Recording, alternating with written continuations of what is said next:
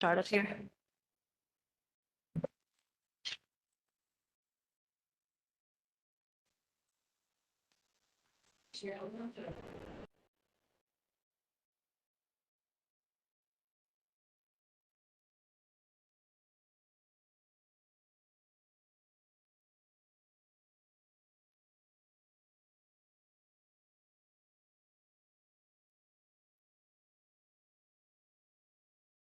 Hey, Tamira Fulcherove and Sean Yu.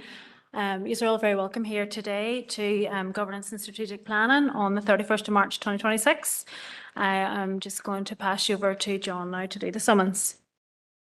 Thank you, Chair. Good afternoon, members. To all members of the Governance and Strategic Planning Committee, you're hereby summoned to attend the monthly meeting of the committee, which will be hybrid, conducted remotely via WebEx and physically here in the Council Chamber in the Guildhall, Tuesday, the 31st of March at 4 o'clock. Alderman Cook. Apologies. Alderman Hussey. Aye. Alderman Carrigan. Here. Councillor Sandra Duffy. Councillor Farrell. Councillor Harkin. Councillor Hart. Councillor Jackson. Sure. Councillor Leonard. Sure. Councillor McDade. Here. Councillor McGinley. Councillor Mooney. Councillor Tierney. Online, John. Councillor Nevis. Sure. Thank you, members. John. Okay, just to take you through the Ratchis Crealahan. So I'd like to remind everyone present at this meeting in the Guildhall that this meeting will be broadcast live to the internet and will be capable of repeated viewing. This broadcast may be terminated or suspended in accordance with our protocol.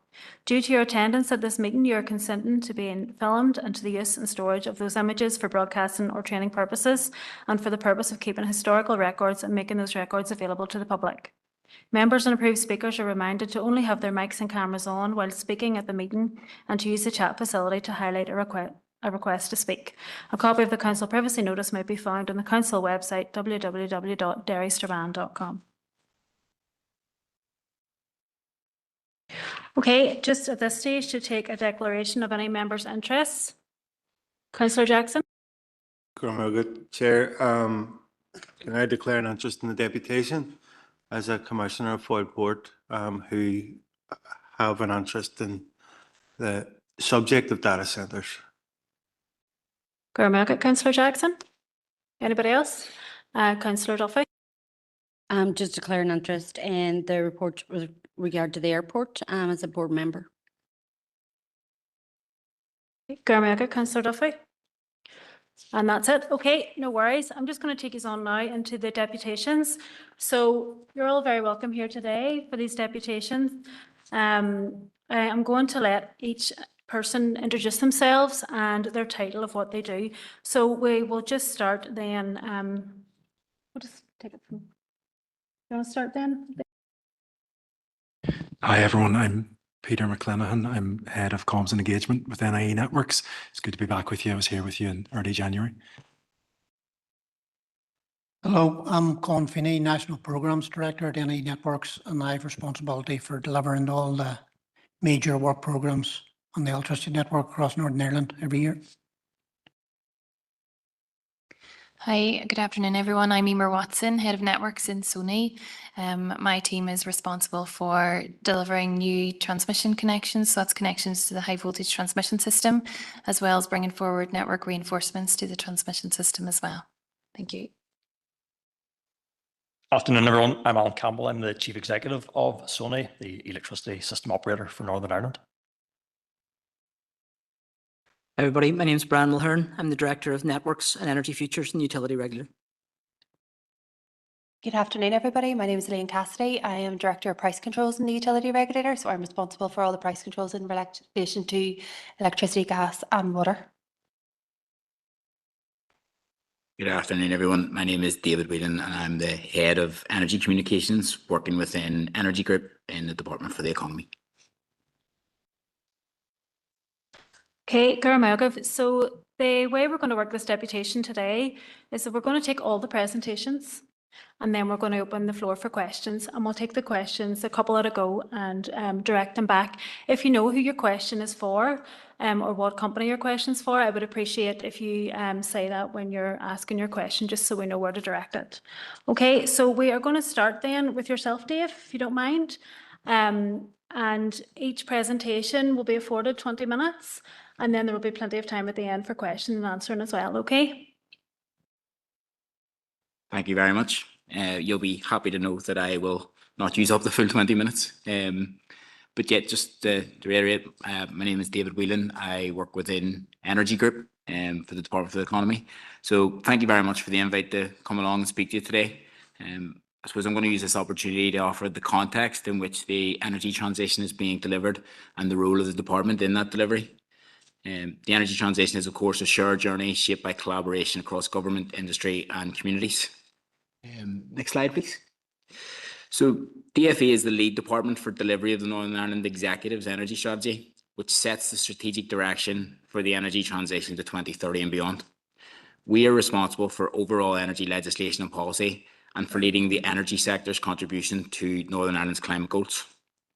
Published in December 2021, the energy strategy agreed by the Executive provides the pathway for how we end the importing of fossil fuels, deliver self-sufficiency in affordable renewable energy, and pay a fair price for the energy that we produce locally.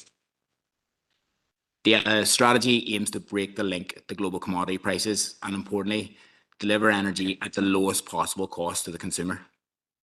At the end of last year, we published the midterm review of the energy strategy. That review outlined that we are firmly on the pathway to delivering self-sufficiency in affordable renewable energy.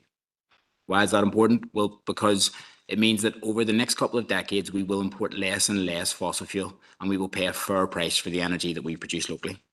We will break the link with volatile global commodity prices, becoming a price maker rather than a price taker. I should point out, next slide, sorry, please. I should point out that after the Energy Strategy's publication, the Climate Change Act became law in June 2022, and broadly speaking, the obligations in the Act are consistent with the objectives of the Energy Strategy. One important issue was that the Energy Strategy had set a 70% renewable electricity target, whereas it is 80% in the Act, thus resetting our ambition. The three targets in the Energy Strategy are crucial because they provide clear direction and measurable milestones on the path towards net zero energy. In the past 3 decades, energy production emissions have reduced by 60%. In relation to the Energy Strategy's 3 main targets, recent figures put our green economy at close to 1.5 billion turnover each year, with ambitions to grow that to 2 billion by the end of the decade. Today, almost half the electricity generated in this region is renewable, and consumption figures are trending upwards once again, with the latest official NISRA produced figures showing 47%. And we have a clear line of sight on how we meet the energy savings target by 2030. These targets drive progress by focusing efforts on managing our energy use and increasing energy security through local renewable generation and less reliance on imports. By setting ambitious but achievable goals, the strategy encourages innovation and investment in our local economy, creating skilled jobs and enhancing the region's competitiveness through public confidence in the energy transition. Next slide, please. Thank you. Back one, sorry, please. The current global situation and the impact on costs for homes and businesses is the latest example of the importance of what we're trying to deliver and the need to accelerate that delivery. The current situation is the 7th oil price crisis since 1973. As a price taker, this region is at the mercy of geopolitical events determining what we pay. As a region that has over 60% of its homes reliant on home heating oil, the reality is that global price shocks hit our homes and businesses faster. That volatility causes real hardship for families, raises costs for employers, and ultimately threatens economic stability. Breaking that link with global fossil fuel markets is therefore not just an environmental objective, it's an economic and social necessity. Through the energy strategy, we're setting the direction for what is essentially a revolution of our energy landscape in a way that protects consumers, increases investment, and enables economic growth. Our Minister has championed the message that delivering a vibrant green economy is a moral obligation, as well as the greatest economic opportunity of many, many generations. Next slide, please. That brings me on to the Minister's economic vision. Many of you will be familiar with the 4 priorities: good jobs, regional balance, productivity and decarbonisation. These are the principles on which we are delivering and designing energy policy. The department does not have a standalone data centre policy within the Minister's economic vision. Instead, decisions are guided by the core principles of that vision. Those principles apply consistently across all sectors of the economy. In the context of the energy intensive developments, including data centres, the focus therefore is on how to promote and align on how proposals align with system capacity, energy security, affordability for consumers, and our wider decarbonisation objectives. As a region, we're well connected to data centre provision elsewhere, which poses a choice for local authorities as to whether to procure services in the likes of GB or in the south, or to build. Data centres potentially encourage clustering of digital and technology firms, as well as supporting sectors such as the creative industries, health and life sciences, and financial services, which are important facets of our local economy. However, data centres do come with an energy challenge. Increased demand has to be satisfied through the existing electricity and/or the provision of its own electricity supply. Data centres in the south have provided challenges to the electricity system there, and we must learn from their experience. Sony is best placed to lead on that for us through its relationship with Urbit. So in closing, the energy strategy sets a clear direction for delivering a more secure, affordable and sustainable energy system that is paying a fair price for the energy that we produce locally.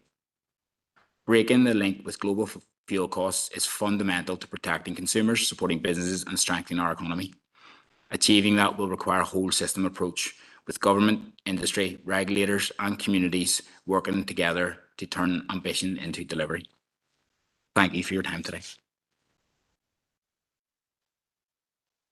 Thank you for that, Dave. And we're now going to move on to Elaine and Brian. Good afternoon, everyone, and thank you for the invitation to present to you today. As mentioned, I'm Elaine Cassidy, I'm Director of Price Controls, and along with my colleague Brian Mulhern, we're going to take you through a very short overview of who we are, what we do. We're going to touch on our most recent price control with NIE Networks, who are also here this evening, and provide you a snapshot with some of the work that we're doing to support the Executive, and more specifically Dave's Department for the Economy, on their statutory duties to meet the requirements of the Climate Change Act.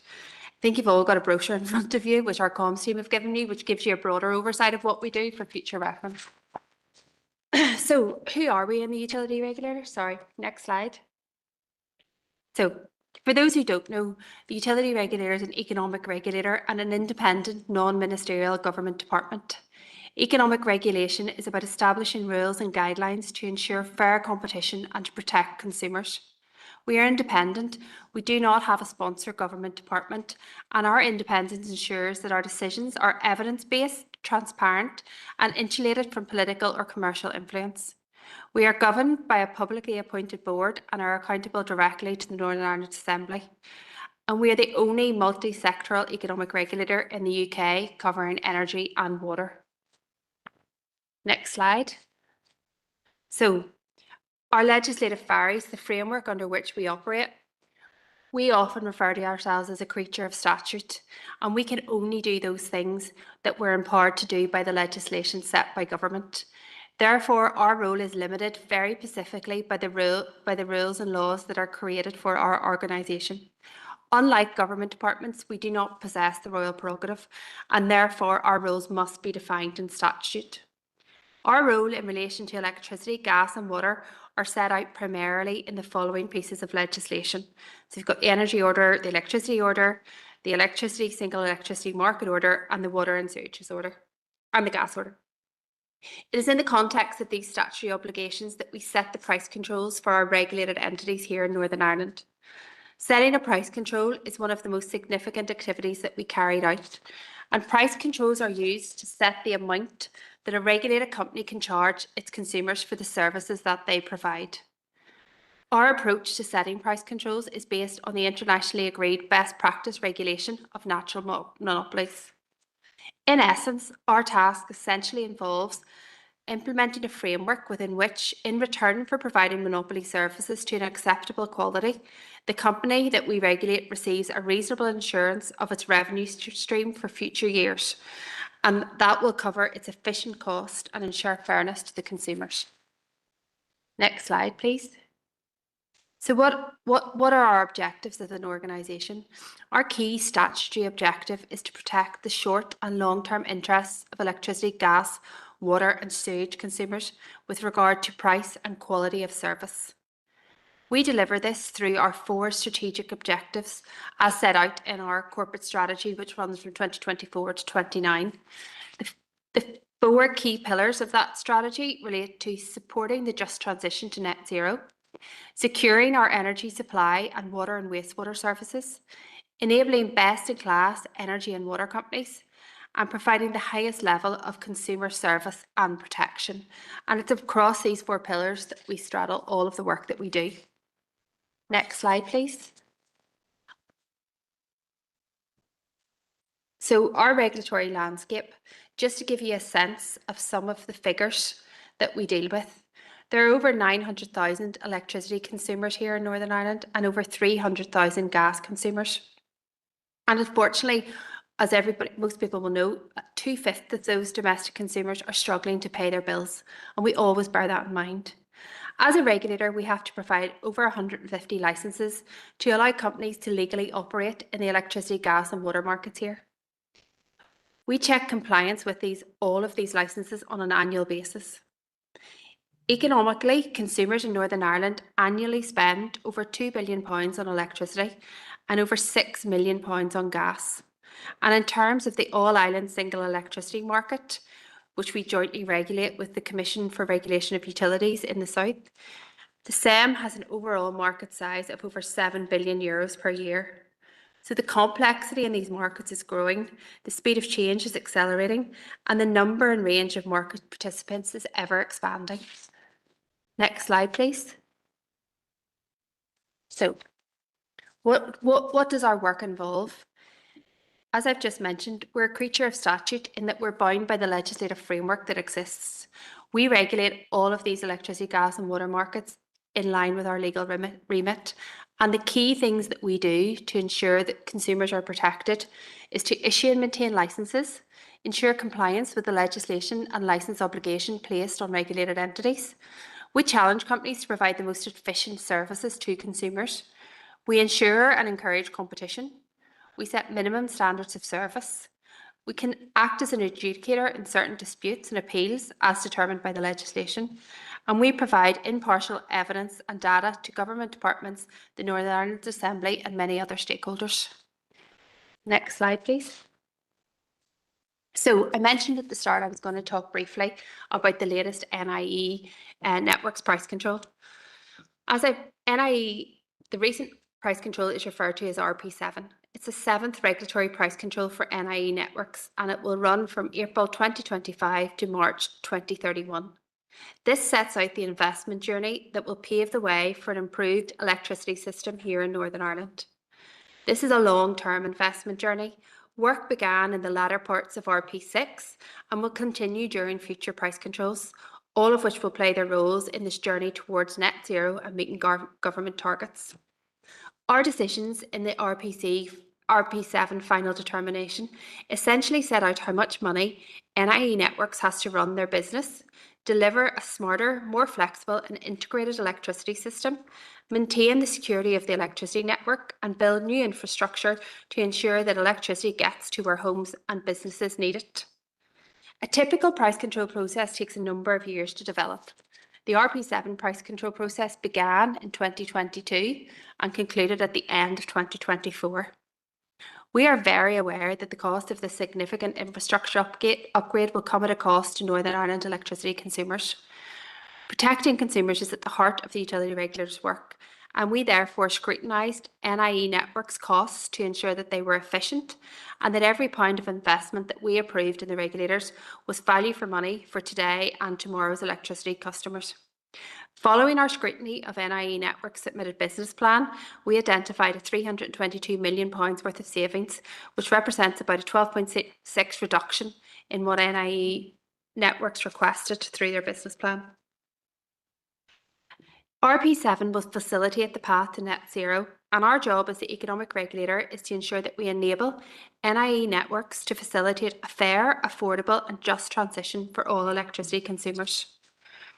The rollout of RP7 is well and truly underway, and Peter and Colm will be able to provide a lot more detail on how the money is being spent and what the benefits this will accrue.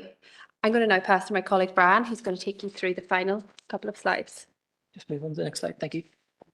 Everybody, my name is Brian Mulhern, Director of Networks and Energy Futures. So we work in partners in the Networks and Energy Futures Directorate. We work in partnership with industry partners, with Sony, NIE, DFE, to help deliver our transition to net zero.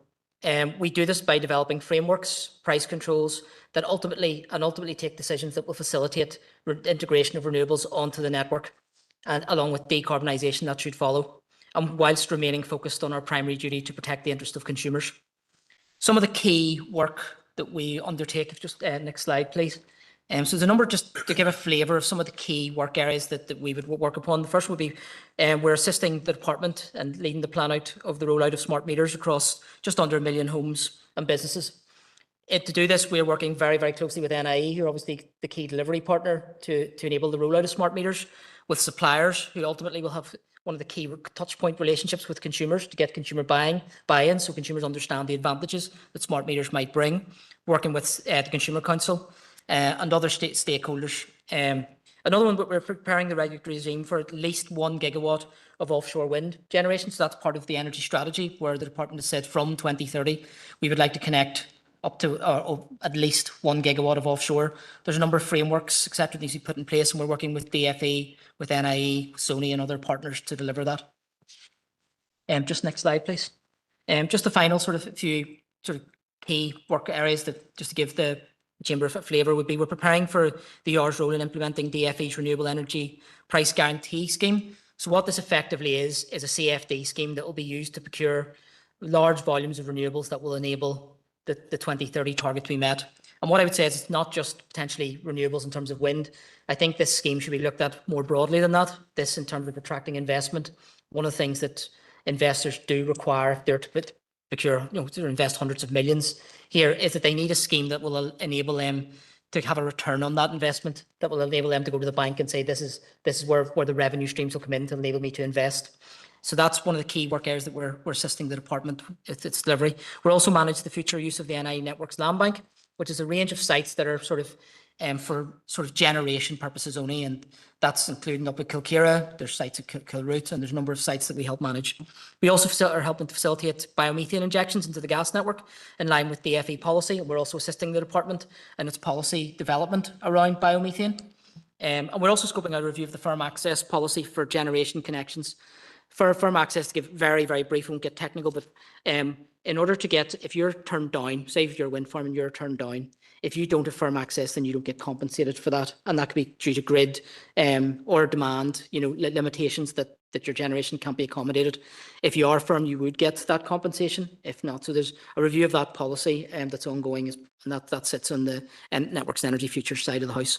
So I just want to thank everybody for your attention, and I hope this has given a better understanding of who the utility regulator is and what we can do within our legal remit. Thank you. Thank you for that. And now we're going to move on to Alan and Emer. Yep, thanks for that, and I appreciate the opportunity to give you an update today on Sony's role and what we're doing to support the energy system in terms of the transition to a net zero system. I'll also just touch on what we're doing to help meet climate change obligations, the role of grid development in terms of that, partly Sony's role in terms of investment in the Northwest region, and some of the things that we see as levers that we could take to accelerate progress in terms of that energy transition. So just maybe get you to move on to the next slide, please, and another slide, please. So just this diagram just helps set out where the different entities sit in terms of roles in the transmission and energy system. Sony is the licensed and regulated independent transmission system operator for Northern Ireland. That means we operate and plan the development of the high voltage transmission network in Northern Ireland. So typically the large pylons and overhead lines that you'd see across Northern Ireland, and more so underground cables potentially in towns or where the grid's constrained. To do this, we have a 24/7 control centre in Belfast, and what we do there is we balance on a second by second basis the demand for electricity with the generation that's available to Sony. And we do that in terms of the most economic generation that's available to us. So importantly, Sony does not generate electricity. We do not own our stations or wind farms. We help operate the single electricity market in terms with our partners, EirGrid, who are our counterparts in the south of Ireland. And as I said, we don't actually own the physical assets that are that you would see out in the substations or in the countryside. They're owned by NI Networks, but we plan and run the operation of those. Okay, next slide, please. So just this slide just talks around managing the power system and transition.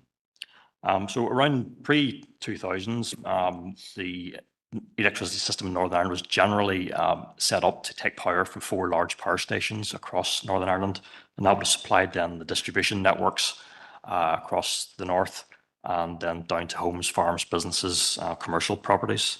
But now the system is in transition. There's much more wind generation on the system as we move to more renewables. There's more solar PV generation being connected to the grid, and that provides opportunities. There's been changes in the portfolio of conventional generation. There's interconnection with Scotland. There's new interconnection planned with the Republic of Ireland. So there's a lot of change happening. And with the targets that are set, as Dave's outlined, the Climate Change Act, the 80% target, that means there's a significant amount of change needed in the transmission grid. So Sony's role is to deliver an extensive programme that will help meet those policy targets, whilst at the same time maintaining a safe, reliable, secure supply of power to consumers across the north. We have to do this managing competing stakeholder priorities. So developers are keen to get connected as quickly and as cheaply as possible. We also, there's obviously, we have to manage the environmental impact. We have to manage the cost impact to consumers, and also the impact on landowners and local communities as well. So we are trying to sort of manage those competing priorities, and I'll touch a bit later on how we go about doing that. Sony also plays an important role in terms of bringing forward the planning consent for any new grid infrastructure. It is then, once it achieves planning consent, that's then handed over to NI Networks for construction and then onward ownership of those assets. Part of that role that we have in Sony is to secure landowner consents, and we would be out engaging with landowners across Northern Ireland to do that, and we'd also be engaging with communities that are impacted by our project. So as part of our planning and management processes, Sony takes into consideration any new demand, be that from new industrial processes, from data centres, which I know is very topical, and how that is likely to change over the number of years ahead.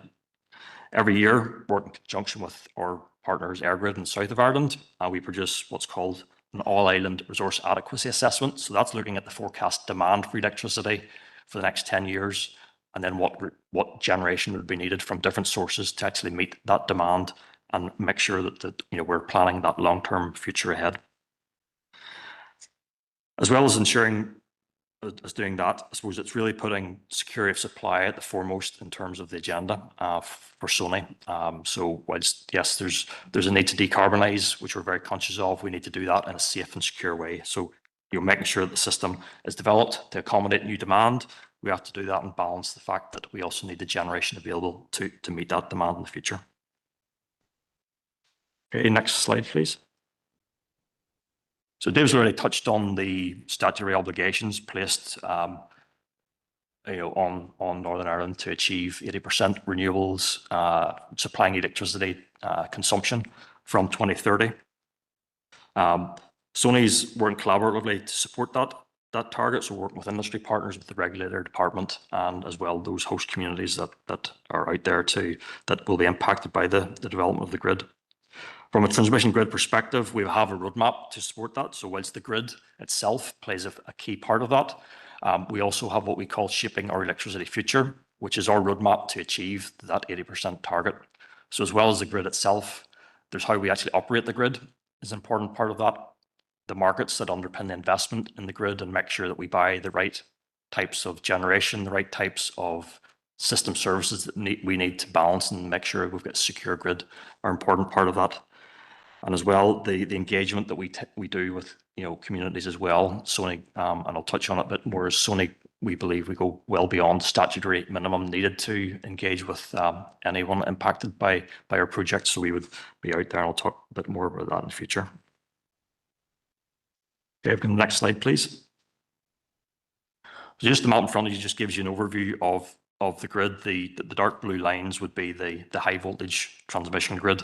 And you'll see dotted around predominantly in the west of Northern Ireland, typically the wind generation. And then in the east, you've got the conventional power stations at Ballylumford, at Kilroot, and then in the northwest, you've got Colkira Power Station. So Sony's role, it's an important role in terms of planning Northern Ireland's future energy needs. Electricity is central to decarbonising society in terms of heating and transport and meeting those statutory climate action goals. This requires an unprecedented scale of change in terms of the electricity grid, as well as, so we're bringing forward projects to actually strengthen the grid and move more power around to move typically renewable generation from the west to where there's more demand in the east and mid-Ulster. And as well, there's more investment needed in the northwest to enable that to happen. We're bringing forward 2 new synchronous condenser projects, one at Colkira and Maydown, and one in Coleraine to help support the operation of the grid. And you'll be aware that we also have a connection application in progress with the Atlantic Hub data centre, which is again further investment in the northwest. Emer is going to touch on shortly just a bit more around some of the other projects that we have to help enable that. So as part of what we do, we publish a 10-year network development plan. In our 2023 to 2032 plan, we published an environmental impact assessment and, a strategic environmental assessment and appropriate assessment as part of that. And we've recently been publishing our 2025 to 2034 plan. We've produced an environmental appraisal report just to make sure that any new developments in that updated plan are considered. And we consult on the 10-year network development plan on that annual basis, and that then goes to the utility regulator for approval. Emer, if you're happy, you can take the next slide. Yes, so as Alan was saying, under our license, we're required to produce a transmission development plan for the transmission development that's needed across Northern Ireland for the next 10 years. So we published our draft transmission development plan there in October for consultation. That consultation closed and we published our response paper earlier in the month on that. And what we've done now as part of the process is we provide that to the utility regulator for their review and approval. And once it's approved, then it is then adopted. As part of their review process, it goes out for consultation again, and I believe that was launched last week. Within that plan, there are 45 new transmission reinforcements that are being brought forward by Sony. Around 20 of those are located in the Northwest region. And the 45 project represents £1.1 billion worth of investment. And that's on top of NIE Networks' asset replacement on the transmission system as well, which is really significant given the age of the transmission network to date. Just to give you a flavour of some of the projects we have in the Northwest. So we have the Northwest reinforcement. It's probably just worth mentioning as well, our plan produces reinforcements that support economic growth across Northern Ireland, integration of renewables, and also improves security of supply across Northern Ireland. So it covers all 3 of those aspects. So yeah, just to mention a few of the projects within the Northwest region. So we've got the Northwest reinforcement. So that's reinforcement of our 110 kV network between Coleraine and Resharkin, primarily there to integrate renewables onto the system. The CAM cluster project as well. That is located between Limavady and Coleraine on our 110 network as well. So that project is primarily funded by wind farm developers who are seeking to connect to the power system. But we are also bringing forward a slightly more enhanced project, which is funded by the Northern Ireland consumer, and that's the cost that you see on the slide. And the star represents roughly where it will be located.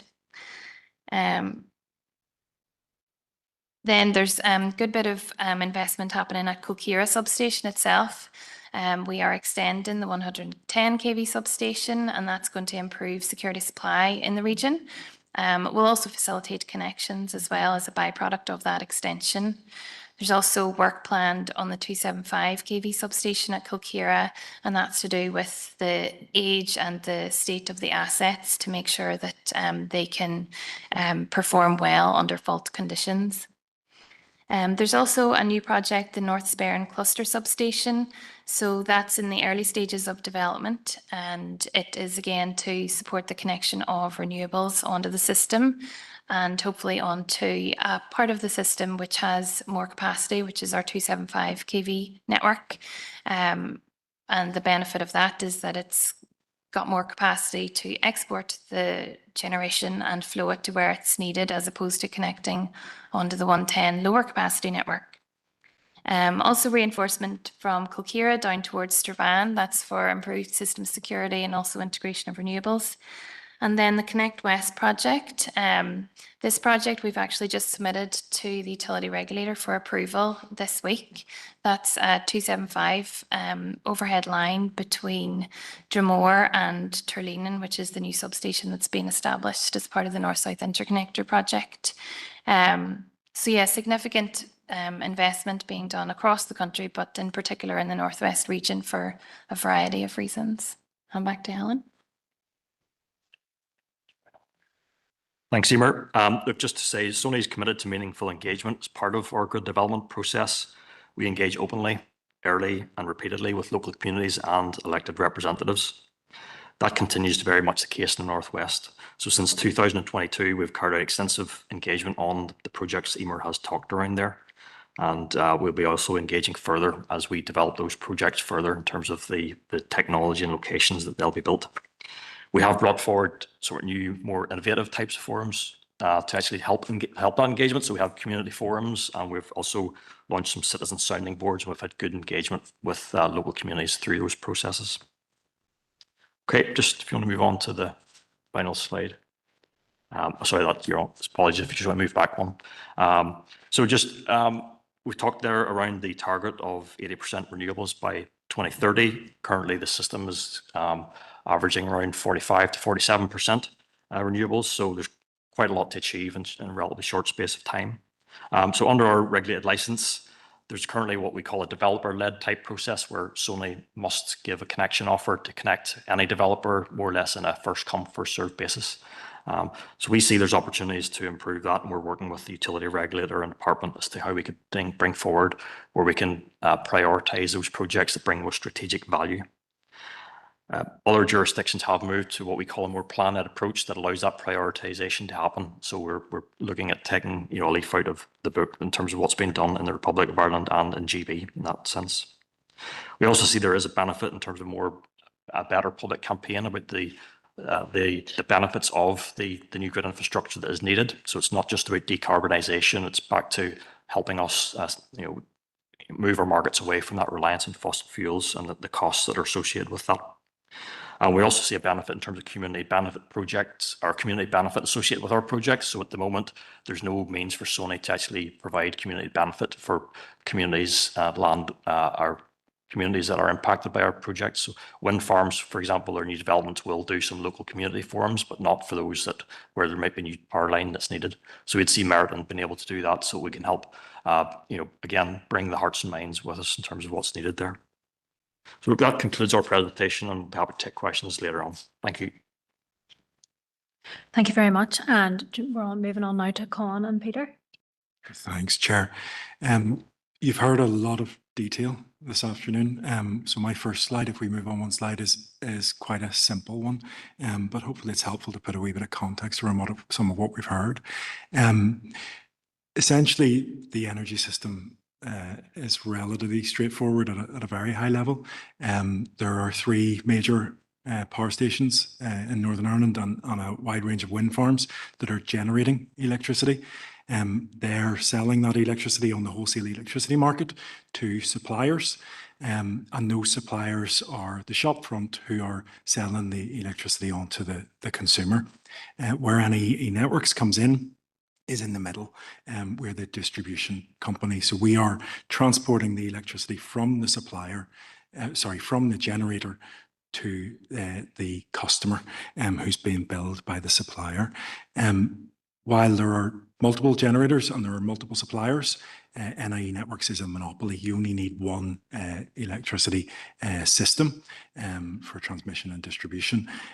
So we're tightly regulated by the utility regulator. And as Elaine was saying, We have a significant infrastructure upgrade program underway, so it's really important that we are regulated in that way. And as Elaine was saying, that process is something called a price control process, and the intention of that is to ensure that we're efficient and value for money in what we're doing.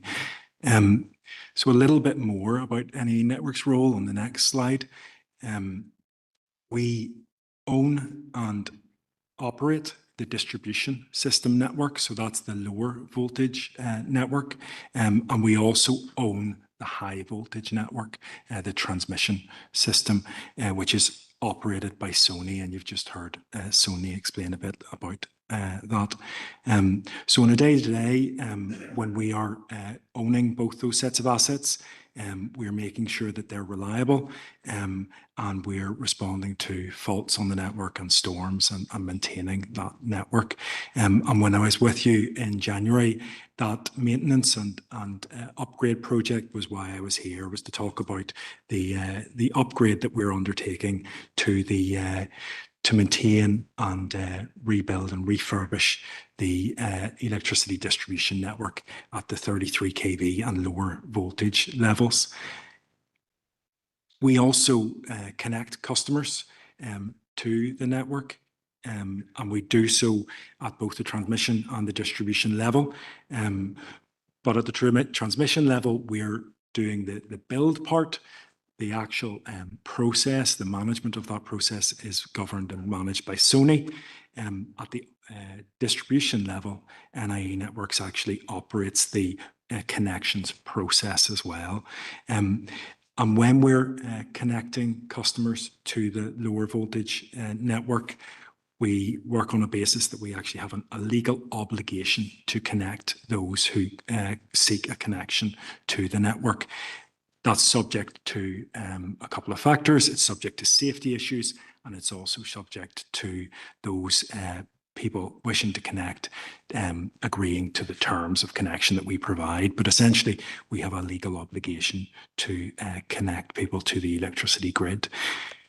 Con's going to tell you a little bit now about what we're doing to further develop the network over the next number of years. Thanks, Peter. Good afternoon, and thanks for the opportunity to speak here today. The investment NE Networks will undertake in the electricity network to 2031 has been scrutinised by the utility regulator through the RP7 price control process. The value, as Elaine alluded to, is 2.23 billion over 6 years. This price control was also subject to a public consultation. And for clarity, it excludes transmission capacity investment from Sony, transmission connections from Sony, and distribution connections from our customers. These approved investment costs are recovered via distribution use of system charges levied on electricity suppliers, who in turn recover these costs from consumers. So just to give a bit of context, about 25% of a typical domestic customer's bill is associated with investment in the electricity network.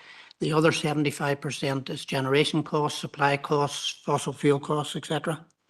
Investment has been undertaken to refurbish the electricity network in anticipation of uptake of low carbon technologies such as electric vehicles and heat pumps. And this was recently communicated to the council here in terms of the big network rebuild. I'm going to talk to that later in the slide, so I'll pick it up then. All customer groups will benefit from increased network capacity and resilience. The exact impact of investment on customers' bills will depend on actual uptake of low carbon technologies and thus electricity demand. All other things being equal, as network investment costs are predominantly fixed, increased electricity use by customers reduces the distribution network cost per unit of electricity. So there's an inverse relationship between demand and distribution use of system charges. Customers who adopt electric heating and transport will see increases in their electricity bills. However, it is anticipated this will be offset by greater savings in costs of other fuel sources. Next slide, please. When NI sat down in 2022 to prepare for its RP7 price control process, we looked at where some of the main key performance indicators in terms of decarbonisation in Northern Ireland in 2022 and projected forward to 2032 what we believe those indicators would be. Now, I'm not going to talk to all of them. I'll talk to 3 of them, and then I'm happy to take questions and the others later. 40% renewables. When we look at 2022, 40% of electricity consumption in Northern Ireland was from a renewable source. Fast forward 2032, that's going to be 80% electricity consumption from renewable sources. That's really important in today's context when you look at the price volatility around fossil fuel costs. Northern Ireland electricity customers are going to be less dependent on imported fossil fuels. In 2022, there was 12,000 electric vehicles on the roads in Northern Ireland. We project there'll be 300,000 electric vehicles by 2032. And obviously the amount of demand that'll bring, which will be good. The third one I'm going to talk to there, customers off supply for 48 minutes per year. In 2022, that means due to faults, on average, customers see interruptions of 48 minutes per year in their electricity. I mean, that's very high levels of reliability and availability. But 2032, we're planning to reduce that by another 20%. Why? Because as customers become more reliant on electricity, then the network reliability and availability is much more important to them. Next slide, please. I understand that electricity demand was discussed at the last council meeting. So there has been a 7% reduction in electricity demand in Northern Ireland over the last 10 years. And there's 4 main factors: lower electricity use by small and medium-sized businesses since the COVID-19 lockdowns, a growing awareness of electricity use, and a drop in domestic demand after the sharp rise in retail electricity prices in 2022, fueled by the Ukraine war. Modern appliances improving energy efficiency and customers connecting solar and battery behind their meters, thus reducing the demand for the network, and slower than expected transition away from fossil fuels.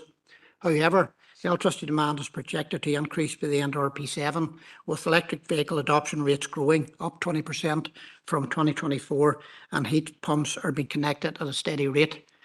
Electricity demand growth, coupled with a reduction in fossil fuel use, is essential if Northern Ireland is to cost effectively meet its obligations under the Climate Change Act 2022. Next slide, please. I understand Peter touched on the big network rebuild when he was here last, and I suppose it is a really big programme, but essentially all we're doing in rural communities is changing this small conductor here that's connecting a significant number of rural customers in Northern Ireland, over 22,000 kilometres of network, to this larger conductor. And really what that's allowing, it's allowing rural customers to decarbonise, to move away from fossil fuels and use electricity for their transport and heating needs. It is not to connect data centres, it's not to connect small 1 turbines in rural communities, and it's not to connect, extensions to factories. If any customers want those things, then they have to apply for connections through your connections business and pay for that capacity. In terms of the slide itself, what we're planning to do is we're planning to rebuild 22,000 kilometres of network over a 15-year period. The blue areas in Northern Ireland are showing the townlands in Northern Ireland that we're working on during 2026, and the white boxes are showing the numbers of customers that we expect to be interrupted during that big network rebuild. Next slide, please. I understand that major refurbishment works in this council area was discussed at the last council meeting. What I've tried to do here is look at the RP7 business plan and across 3 primary reasons for investment: distribution capacity, which is capacity investment in the LV to 33 kV network, distribution asset replacement in the LV to 33 kV network, and transmission asset replacement in the 110 kV and 275 kV network. And really, the capacity projects are where, assets like transformers are coming near peak demand, and with projected load growth, will be overloaded and we're having to change them before they do that and fail. And the asset replacement projects are where assets are coming to the end of their useful life and having to be changed before they fail. In addition to this work, we will undertake distribution network connections at the request of customers. We will also undertake transmission connections and transmission capacity load projects initiated by SONI. Next slide, please. I understand data centres were discussed at the last council meeting, and NI Networks is responsible for applications to connect to the distribution network. That's the LV network up to 33,000 volts. SONI have responsibility on the transmission network. Below is the current status relating to data centres on the distribution network. There's no data centre yet connected or energised in this council area. There's one data centre energised in Northern Ireland. There's no data centre connection applications in the queue in this council area, and there's no data centre connection applications in the queue in Northern Ireland. Thank you for your time and looking forward to the questions.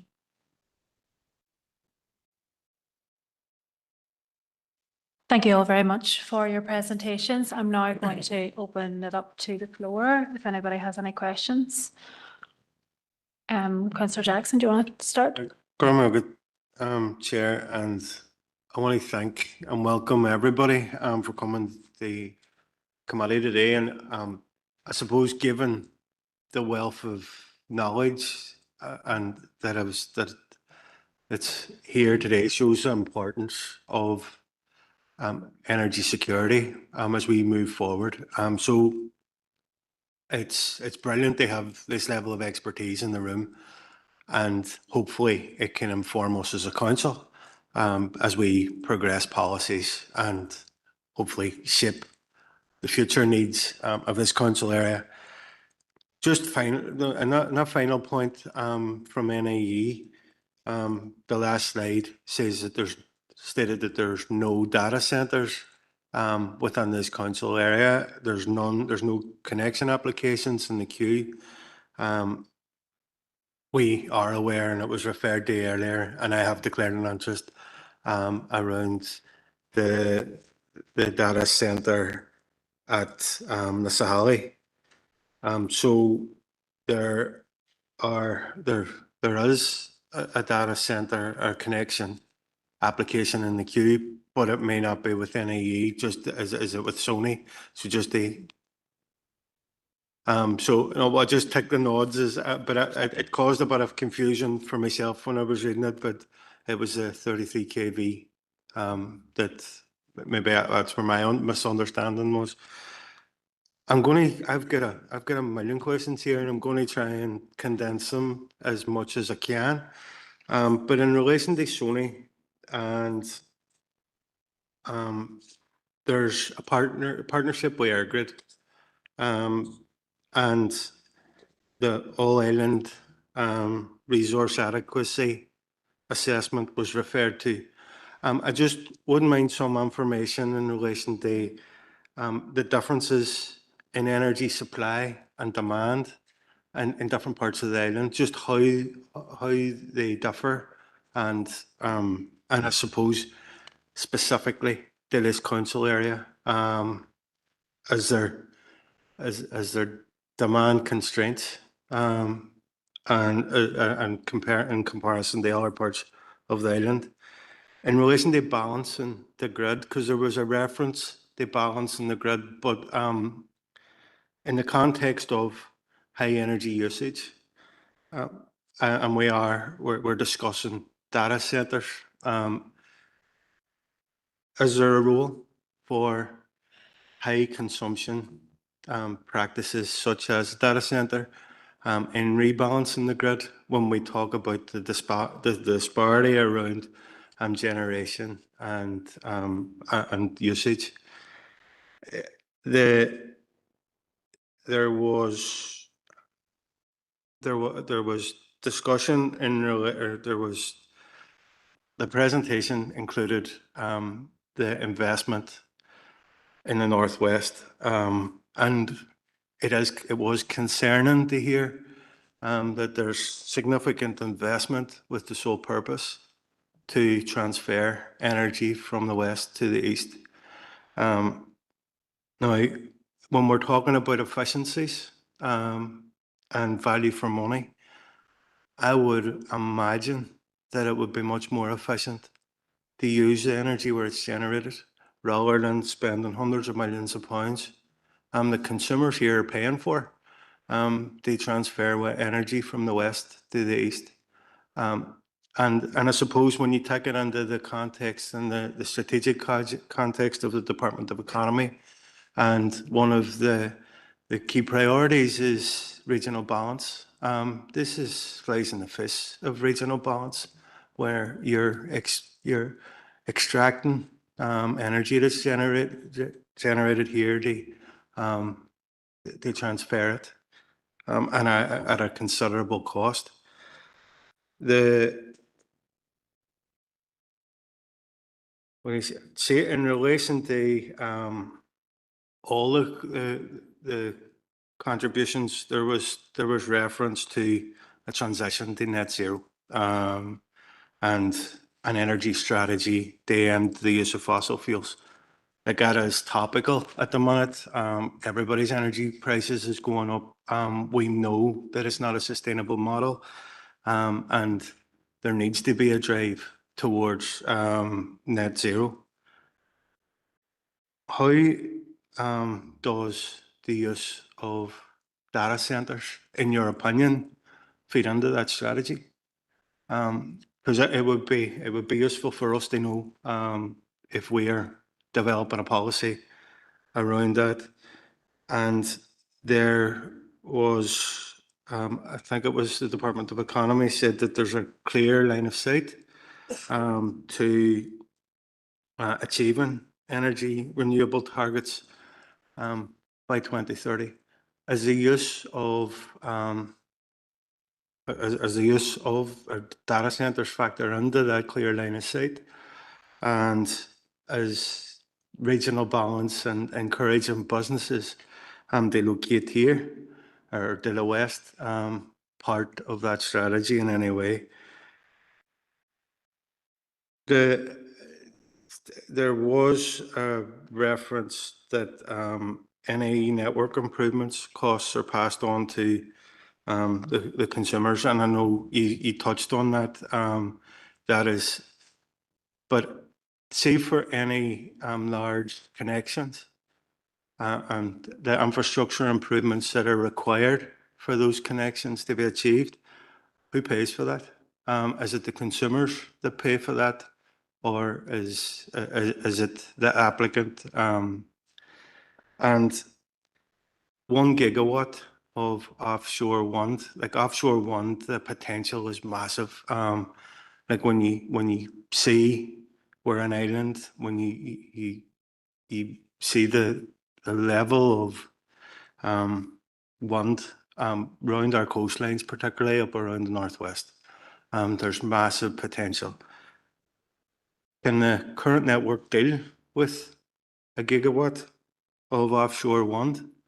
And I suppose I had a final question, and I might come back to it, Chair, if you don't mind. But I know I'm trying to condense them as much as I can. I've skipped about half of them, but I might. You're okay. I will take that and put it to the panel here instead of opening it up completely, because there's quite a lot in that, and I think it will just be important, so that people don't lose where they are. So I'm going to start off with Sony, if you don't mind. Yeah, look, thanks for those questions, and yes, just maybe hopefully I've captured your questions, and I'll try and take them in order and respond to the ones that Sony can respond to. So for clarity, NI referred to connections on the distribution network for data centers. So Sony has one live connection offer issued to a data center here in the northwest, and that is progressing as we understand it. And we also have another application for another data center in the east of the province as well, and that's at a relatively early stage, so it's not gone to the point of actually issuing an offer at this stage. Maybe just on the same theme of connections, so any connection that was towards the end of your questions was just around who pays for connections. So Emer, you can jump in if needs be, but the applicant will pay for the costs of their connection to the transmission network. Now, there has been some policy change for connection onto the distribution network more recently, where some of those costs will be socialized, but certainly for the large, transmission connections, those costs are fully paid for by the developer, be that a data center, be that a new power station or a wind farm. They pay their own costs. In terms of the work with EirGrid, you had a question just around differences in the generation of electricity, north and south.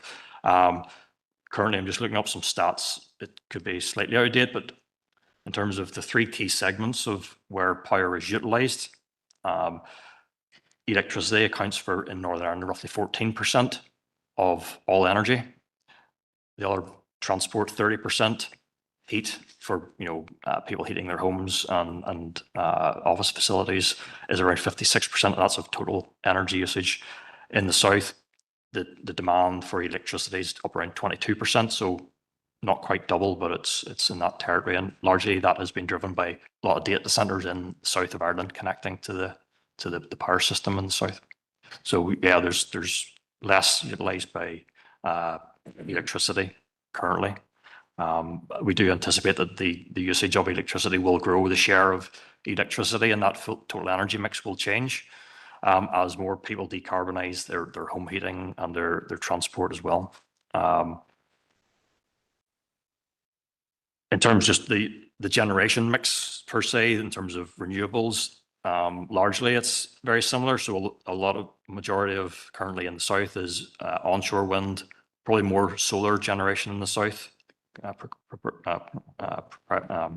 Proportionately, but they have also plans to connect a large amount of offshore renewables to their grid as well. So I think they're talking around between 8 and 12 gigawatts of offshore connecting to the grid in the south. They also have an interconnector planned and currently being constructed between France and Ireland, and that's due to commission in 2027. So Ireland will be able to export and import from continental Europe at that point. And there is also 3 interconnectors to Great Britain at this stage between Northern Ireland and the Republic of Ireland as well combined. I'm not sure if that captures that question you had, but we can provide more detail later. There's a question around the role of data centres in balancing the grid. So currently Northern Ireland has an installed capacity of renewables around about 1,500 megawatts. We have a similar installed capacity of conventional generation, so that would be gas-fired power stations at Kilkera, Ballylumford and Kilroot Power Station. And we then have a peak demand in Northern Ireland of roughly 1,500 megawatts. So at any point in time, that would typically occur in the winter whenever it's colder, darker. But during the summer, the demand in Northern Ireland could be as low as 300, 400 megawatts at night time in the summer. So there is at times lots of excess capacity that could be utilised to use renewables. But obviously we have an intermittent supply of renewable energy. We are dependent on wind. So, we have to be able to balance the supply. So there will be times where that will be 100% met by fossil fuels. And there can be times where we're operating the grid with, at times 100% renewables, and we could be exporting that renewables across to Scotland or to the south of Ireland. You picked up just on my point around the transfer of power from the west to the east and around regional balance. And I suppose Sony's role is, in terms of planning the system to try and meet those demands of electricity. And that's just naturally where the demand for electricity has grown the most. So we expect with population densities that the demand will grow proportionately so in those areas of higher population density with heating and decarbonisation of transport. But what the upgrades that we do are planning to do, they do also allow that inward investment. So you very correctly made the point. Would it be better to use the electricity where it's generated? So there is those opportunities for further growth of use of electricity in the west, and we would engage regularly with colleagues, for example, at the Port Authority, that they have plans around energy centre in that area and other decarbonisation methods such as hydrogen, biomethane, e-fuels and the like. I'm hoping that covers from a Sony perspective questions, we can answer them with any of our. Oh, so, sorry, there's offshore, yeah, Emer, yeah. You just had a question on the offshore, the policy 1 gigawatt from 2030, and can the grid take it? So we've actually, within our 10-year transmission forecast statement, reserved bays on the transmission system at Ballylumford and Kilkira specifically for offshore generation and to support the DFE's ambition in that. And you're right, like there will be less grid needed if the demand is close to where the generation is sited, you know. So, but as Alan said, we have a role to play, and when we see the generation planned in the west, we have to try and upgrade the grid, but working closely with DFE and the others around the table here to see if we can more strategically look at where different technologies and things should be sited in Northern Ireland so that we have an efficient transition to net zero. Thank you. I'm just going to pass over to NIE. Yeah, really good questions. So thanks for them. There's probably two that are applicable to NIE, and there's one around how do data centres feed into the net zero strategy. So we're happy to, I'll take that one. And then there's one, who pays for the large connections on the distribution network? And Peter, my colleague, will take that. I mean, for us, demand is good because it puts downward pressure on fixed network charges, because there's an inverse relationship between demand and network charges. So in NIE, we're very pro-demand. Obviously, our preference is that, you know, demand is from, you know, people moving away from fossil fuels and using electric vehicles and heat pumps. But data centres also give you demand, so they can be part of the solution as well. Thanks. Just in relation then to the connections piece, and obviously I mentioned NIE manages the connections process to the distribution network. In November last year, there was a public consultation from the Department for the Economy about fairer grid connection costs, and we're currently working to implement the decision that the Minister took in that regard. And what that decided was that the process of connections would change slightly. Previously, if you were connecting to the grid, you paid the full cost of that connection. And regardless if you were a domestic homeowner or a larger user, you were paying for that full cost. The new policy means that an individual connecting will still pay the costs of their own assets to the point of connection. So from their house, say, to where they connect.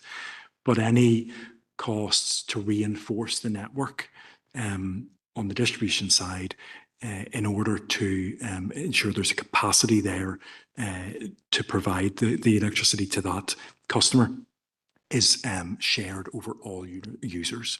So we're currently working to implement that hopefully by the middle of this year. The consultation decision paper from DFE highlighted that would mean for the average household that forecast cost of the reinforcement aspect would be tuned to about £3.20 per year on a customer's bill, on the average domestic customer's bill. And that's in order to bring forward that policy, which the Minister believed was fairer for connecting consumers. Thank you. I'm going to move over now to the utility regulator. It's just one particular, so it's three questions I think are sort of linked here. The first one is around supply and demand, north and south, and how do they differ. Effectively, year on year, demand in the north is reducing by around 1%, and that's been the case now for a number of years. Demand in the south is growing, so we've opposites that are happening.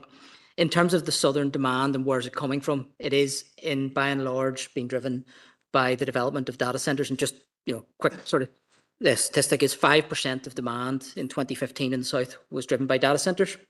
It was 22% in 2024, and it's expected to be around 31% in 2034. So you see, you know, the trend and what's a key growth driver there. The second question and the third question is, you know, how can data centres feed into the strategy around net zero? And then the next one is offshore wind. Potential is massive, but can the network accommodate The first thing is the network, and two is the demand. Is there enough demand to accommodate it? And that comes in as well. You know, can data centers feed into a net zero strategy? I would say that demand at the minute is between 500 and 1,500 megawatts, on average about 1,100. If you have 1,000 megawatts of offshore, in addition to the 1,500 megawatts of onshore and potentially another 1,000, 1,500 megawatts of onshore, you start to see where at times of high wind, we might not have the demand, you know, to absorb all of that. What data centers do act here, if the flexible demand could be a sink for that demand and to help that demand. If you think in the Northwest, you know, a lot of the current onshore capacity sits within the Northwest. There is bottlenecks transferring that east. Potentially a demand, you know, having a data center might help to absorb some of that, and that could help in turn, you know, reduce dispatch down, which could be paid, which is a cost on the consumer. So there is, I think it's when you have to start linking, there's a lot of pieces to this puzzle, and you have to link them together. It's not to say that data centers are good or bad. It depends on the type of data center, the size, what the requirements are for connection. Is there requirements for them, for example, to source a certain amount of that power from renewables, you know, things like that. So I think you can't say it's good or bad, or it will drive change, positive change or not. I think there's just a lot of pieces to that puzzle that need to be really put in place. Thanks. Thank you. And there was definitely a question for yourself, Dave. Thank you very much. And if there's anything that I don't cover, please shout back at me. But I suppose just in relation to the kind of starting point is that the target that we talked about, the 80%, it's a consumption target purposely in the sense that we need a future ready system, whole system changed so that the energy that we are producing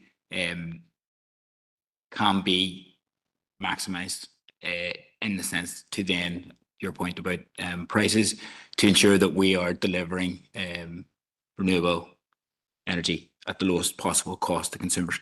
And going back to the point I made at the start of the presentation in relation to breaking that link with volatile fossil fuels, you'd mentioned around the cost spikes, and that's really, really important. And it's a major part of our 9-year energy strategy published in 2021, with Mark II being the 10 years after, and then out to 2050. And obviously the aim is to get to a 100% decarbonised power system that then underpins wider decarbonisation and the electrification of heat and transport.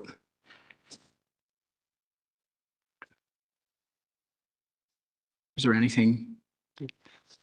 There was a question specifically, does high energy consumption projects like data centers feed into that strategy in any way? No, from a department's perspective? We don't have a data center specific policy. We are guided by the Minister's 4 economic priorities. Okay, thank you. The next person with questions then was Alderman Kerrigan. Thank you very much, Chair, for allowing me in. I do thank everyone for their presentations today. I have a few questions here and a few points, but I'll try and run through it as briefly as we can. In regards to the Department of Economy, I know we do have a target there of this 80% of electricity consumption by 2030, but we're quite a way off it at the minute, and it's trying to get a breakdown, I suppose, of what out of this 47% effectively, what is that in regards to the renewables, and what are you anticipating the 80% to be? You know, as it wind farms, as it what's kind of a breakdown of that? Again, you may not be able to answer that today. It's maybe a question and answer for another day. So as I say, there was others. I do have issues. So I suppose statistics can be as and what you want them to be, but there's this push to a path to net zero, and just of the difficulties in regards to the pollution issues and elements in that, and the like of, I mean, you know, there was wind farms and the main, I know it was in Donegal, the main bog slide, you know, which caused a lot of environmental damage throughout our own DEA, you know, in the Mourne River and down into the Derg River, you know, as a result of that then, and that has a knock-on effect. And again, what is classified as net zero, I have issues with that in regards to turbines, but I'll not give you any more of a touch at this stage. Utility regulator, only a couple of wee questions in that regard. You're stated you're a creature of a statute. You're was it 5 or 6 different orders there? The freshest one is 19-year old. The eldest one is 34 years of age. I'm just querying, you know, who actually oversees them in regards to amendments to them or looking at that? And again, you've mentioned in regards to the single electricity market, you know, if there is an issue or if there's a disagreement in regards to between yourselves and the regulator and the Republic of Ireland, you know, is there how does that be sorted, or is that something that, you know, you just look about your own bit, or what way that is, you know, who would have a final say? I know they would have a larger market than yours, but, and again, you're stating that our market is reducing you know, you've stated there in the answer that the demand, sorry, is reducing by practically 1% per year, whereby it is increasing in the Republic. So that's it. One, I think you might have mentioned biomethane. I'm just querying who in particular is dealing in regards to this. My issue, I suppose, ties into the anaerobic digesters and in regards to the elements of that. But that may not be a question your end. It might be something for off the line here. Sony, I was going to be very harsh with Sony, but I'll not be, because I know, in my own experience, you know, I used to deal direct with the revenue commissioners in the Republic of Ireland, and now I have to deal with HMRC, who then deal with revenue commissioners, and HMRC blame revenue commissioners blame HMRC, and I'm the boy that misses out. So in one regard, you stated you don't own anything, you're a third party that's overseeing things. I'm just querying, often when third parties are involved in a thing, it overly complicates a thing and it doesn't need to be. But maybe I'm a wee bit harsh on you there in that regard. I have issues in it with more in your presentation, but it wasn't anything specific you stated, but it was, you provided a few maps, and when you're issuing maps and things like that, I query them because I counted 8 of those wind farms are in myself and Alderman Hussey's DEA, you know, that are stated on there. And just wondering, I noticed no wind farms up in Black Mountain or Cave Hill, but yet all the wind farms are in RDA, and I know there's planning applications for more wind farms in RDA. And again, we have quite a movement. Again, I'm going into the West Tyrone area because myself and Derek are representing West Tyrone rather than Foyle. There's a movement now about very much a blockage in regards to the Dunquan area, in regards to a strong movement against wind farms, and an application which crosses the two boundaries in Fermanagh and residents the ban.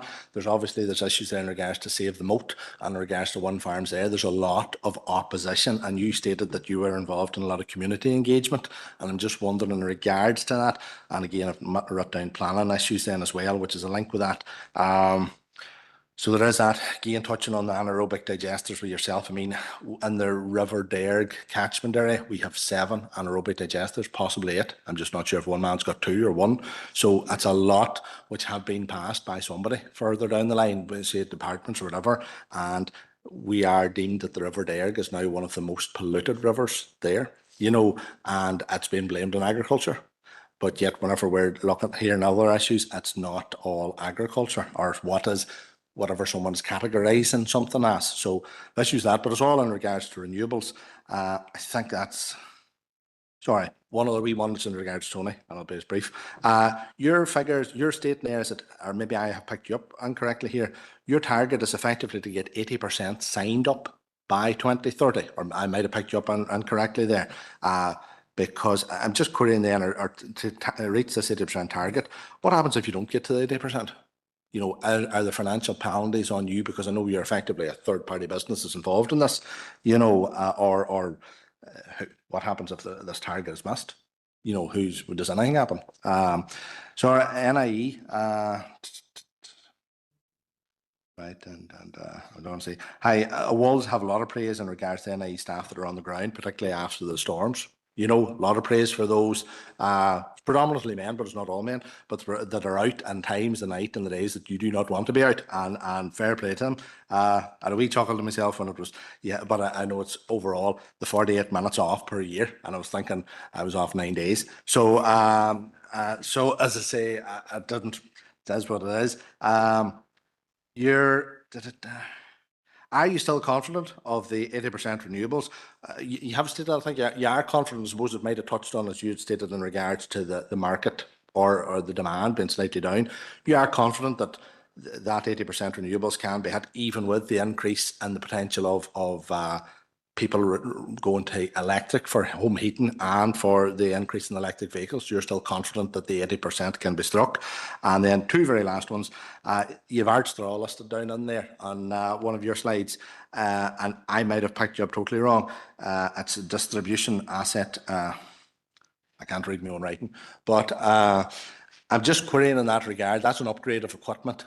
Where it is that just a general was going to be an upgrade of equipment, or is that anything, because there was issues raised that the amount of electricity that was being produced in the Ardstraw area due to wind turbines and anaerobic digesters, the line was not did not have capacity to take the, I suppose that the electric was trying to be passed back to the substation, and therefore there'd have to be an upgrade, or am I totally off the mark with that? And last one there, is it an idea, or would it be anyone's view on the panel in regards to that effectively new homes should be seeking to, this is 100%, still not sure what that means, Jack. New homes, should we be pushing a thing that developers should be building new homes and should be putting either solar panels onto the roof or elements in that to try to, if we're this push now for electricity, that those individuals can make use of it themselves? Is that a thought, or is that something that can be looked at? But there might be too much in that, and I understand if there's too much in that, and if there's other elements, I can we can get in touch via email and correspond that way if there's elements that I've queried that I'm too far out on. Thank you very much, Chair. Okay, so there's questions there for everybody. So we'll start with the first one, which was for yourself for the Department of Economy. Thank you. In relation to the breakdown, I suppose the department in December published the midterm review of the energy strategy, and it is a very useful look at where we have come in the 4 years of the energy strategy. I say 4 years because it was published in 2021, and a breakdown of each of the targets and also the barriers and challenges. Wind is the majority of the renewables. Solar growing at a rapid rate, but from a low base.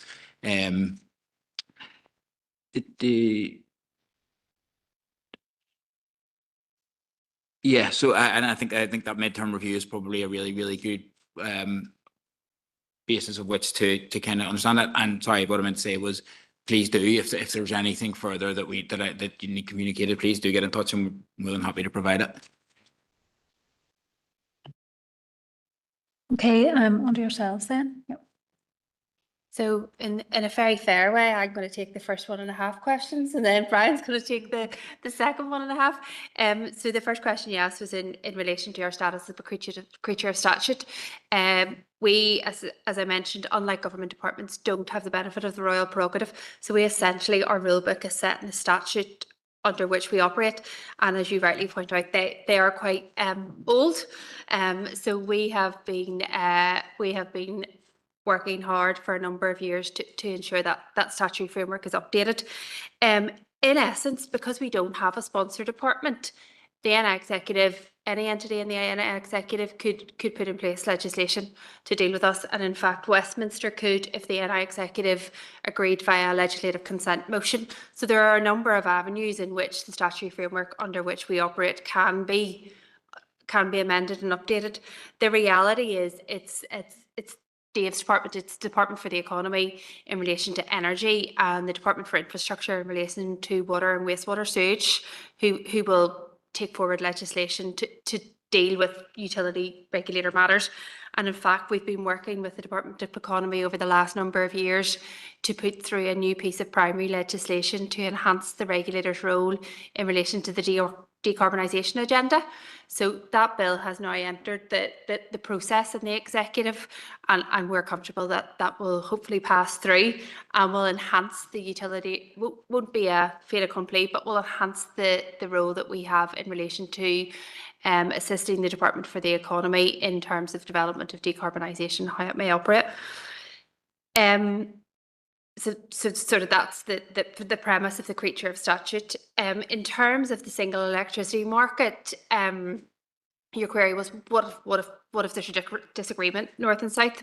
So the single electricity market was set up under statute in 2007, and the premise on which it was to be regulated and ruled was via the same committee. In reality, the Single Electricity Market Committee is made up of two committees, one north and one south. When they come together as one, they sit as one legal entity. It's made up of members from the utility regulator in the north, the Commission for Regulation of Utilities in the south, and it has an independent and deputy independent member. All of those appointments are made at ministerial level, north and south. And what happens if there's a disagreement? Each of those subsets gets one vote. So the UR SMC will get one vote, the CRU SMC will get one vote, and then the independent subset in the middle will get one vote, and that's how simple math solves the disagreement at the end of the day. Yeah, so just on that, yes, while you can say that the demand in the north, is becoming smaller, the economy in the south is growing bigger, the actual construct of that committee, and I've worked in the same committee for 15 years, hasn't changed. So it's been the same since 2007, and it's went through a redesign in 2018. So in terms of the third question was around biomethane and an AD plant. So in terms of a biomethane economy, the first biomethane was injected in Granville, I think it was 2 years ago now. Since then, there hasn't been any additional sites where biomethane has been injected. In terms of the policy, the setting of policy in biomethane, that would sit with the department. And to be fair, we have a very close working relationship with colleagues in the department. There's also an interdepartmental biomethane working group, because obviously biomethane doesn't sit just with one department. It has, and you've rightly said, around sort of rivers and nitrate issues. It straddles, DAERA, different areas. So there is a departmental committee that is looking at that at the minute and looking at potentially, how could a biomethane, policy look like, and what, is there any targets, etc. within that? So that's being progressed at the minute. In terms of AD plants, you're right. Look, I think we have over 90 AD plants from the NIRO, from the rocks that we're producing electricity. Then in theory, you could say, could some of them be repurposed potentially? Then there's the question is where you would inject it into the network. Do you have specific points where you would build large AD plants to inject that in the network and farmers deliver their waste, etc. to those plants?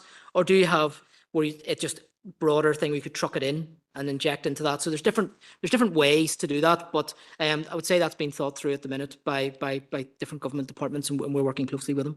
Hopefully that answers the question. Okay. Thank you. And moving on to Sonny.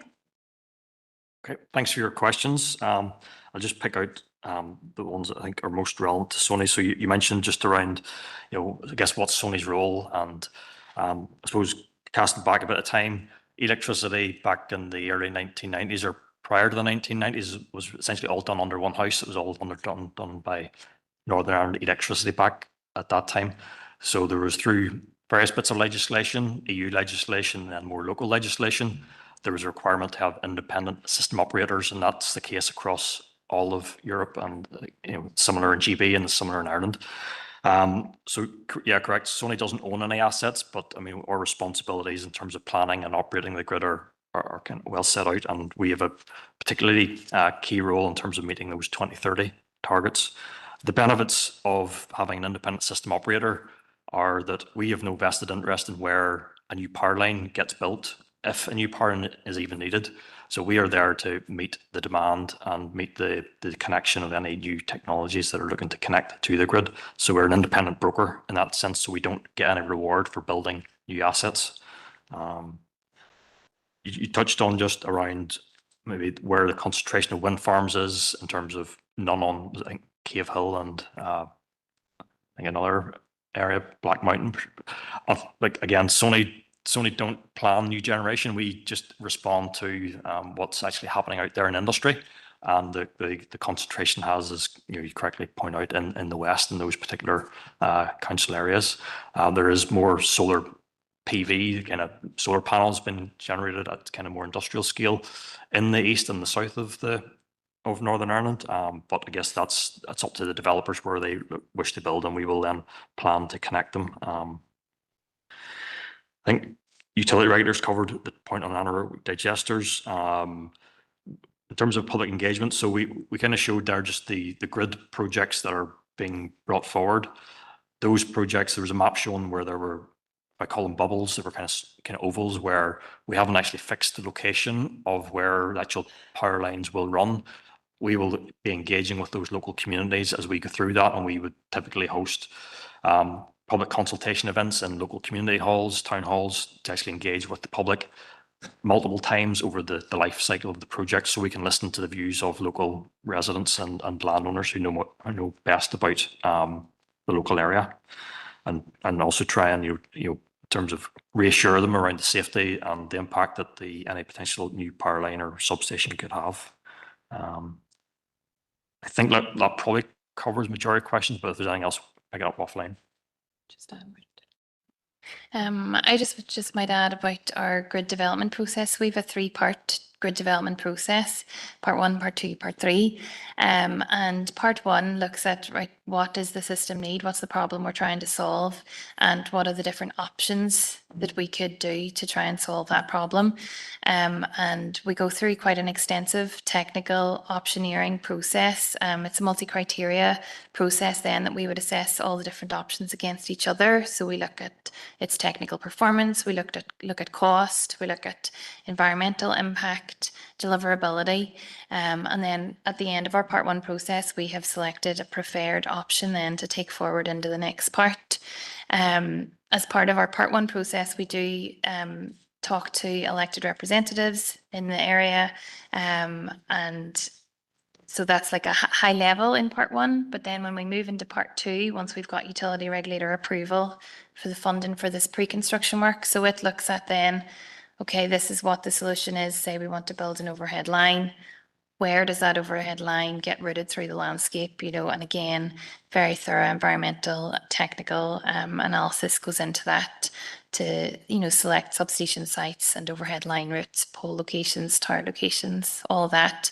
And our, engagement with the communities and the local people are affected and the landowners ramps up in that part quite a lot. We have, depending on the project, different levels of stakeholder engagement that we do. And I think somebody mentioned earlier, like we go beyond what is required, by the planning authorities on the engagement piece as well. So hopefully that gives you a wee bit more insight. Thank you. And NIE? There's probably 3 things for NI to come back on. First is an apology. I apologise if I meant to qualify that the 48 minutes excluded severe weather events, but I didn't like to know that you were off for 9 days, but thanks for the compliment for the good storm response from NI. It's greatly appreciated. In terms of the Ardstraw investment, there was kind of 3 categories of investment that I touched on. There was distribution capacity, distribution asset replacement, and transmission asset replacement. The distribution capacity would be something that you referred to when you were looking for more capacity for renewables. That particular investment in Ardstraw is asset replacement. It's actually an 11 kV switchboard that's coming to the end of its useful life, so we're having to refurbish it. And then I think you make a really good point around building regulations. If building regulations were changed to say that all new homes had to have, say, heat pumps, solar panels, EV chargers, A-rated insulation, I think that would, be really good in terms of, moving towards our 80% target as well. So thanks for that. Okay, we're going to move on to the next set of questions, and that's from Councillor Farrell. Thank you, Chair, and thanks to everyone for coming today. Welcome you on behalf of the SDLP, and we really appreciate your input and expertise. Unlike Keith, I only have 2 questions. One is specifically about data centres, and the other one's a bit more opportunistic. So we had a discussion back in January about developing a sort of a council position or a council policy on data centres. There's concerns out there about environmental impacts, about the capacity within the electricity system. Will a data centre potentially here have an adverse impact on domestic users, hospitals, schools, etc., etc.? So my question in terms of data centres is really, really simple. Do you feel that a data centre, if built here, and I know there's one in the system, will have an adverse impact on supply to domestic users or any communities or businesses across this city and district? And my other question, it is a bit opportunistic, but we've got the utility regulator here. Earlier this month, we had the Consumer Council in, and we had a discussion about the home heating oil disaster. We fully understand that the utility regulator regulates gas, water, electricity, and currently there's no legislation in place in terms of home heating oil. The council position is that we have written to the Stormont Executive, Westminster, to enact regulation of that unregulated sector. I know that you can't regulate unless there's legislation, but has there been any discussions about what potential regulation would look like? So 2 easy ones. Thank you. Thanks, Councillor Farrell. And for the utility regulator, if you would rather come back to that in email, you're more than welcome to. If you have the answers for that now, that's up to yourselves. But I'm assuming that data centre question, Councillor Farrell, was directed towards Sony. Yep. Yeah, thanks for the question. I suppose maybe the simplest answer is that we have a team of expert engineers that control the grid 24/7. We also have expert engineers that actually plan the connection of any new equipment to the grid. So we're constantly looking at that 10-year horizon in terms of that expected demand, and also on a second-by-second basis. We have strict codes in place that any user connecting to the system, be that a generator or a data center demand customer, must actually adhere to. And if they're operating outside of what we would expect, we will disconnect them or seek to have them disconnected. So we would not bring forward or allow a connection to the grid that we felt was going to have an adverse impact on security of supply to customers. I'll just maybe add to that. When we issue a connection offer to any party, whether it's generation, demand or otherwise, we have transmission system security and planning standards, and we have to make sure that that connection complies with those, and that's linked into our license as well. That helps. Liam, you come on that one. So I'll have a go at the oil question, and I will come back to you if there's any further aspects. So I think part of your question was, has there been any discussion with ourselves? I'm not aware of, I don't think Brian is either, of any proactive discussion. As you rightly point out, we don't have, I've hammered home the worst creature of statute, we don't have the statutory provision. So look, if we were given those by law, there would be two aspects. We would need to have the statutory provision and the appropriate resources, to manage that.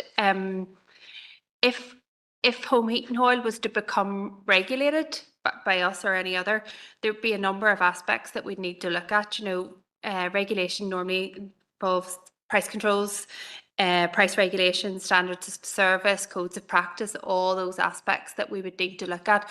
But really, as a first step, if oil was to become regulated, we would have to look at the makeup of household oil prices, and understand, because what regulation can't do is bring the cost down past the market cost. So that would be the first step. So we've done some thinking about it, we would be receptive of it, but we need those two things to sort of kick it off. As far as I'm aware, that's where we are as an organisation. Yeah, just to echo what Elaine said, that's not to say there's not discussions going on that we're not privy to, just we're not aware of any discussion, neither myself or Elaine, but that's not to say that there hasn't been any. Okay, and then online we have Councillor Harkin.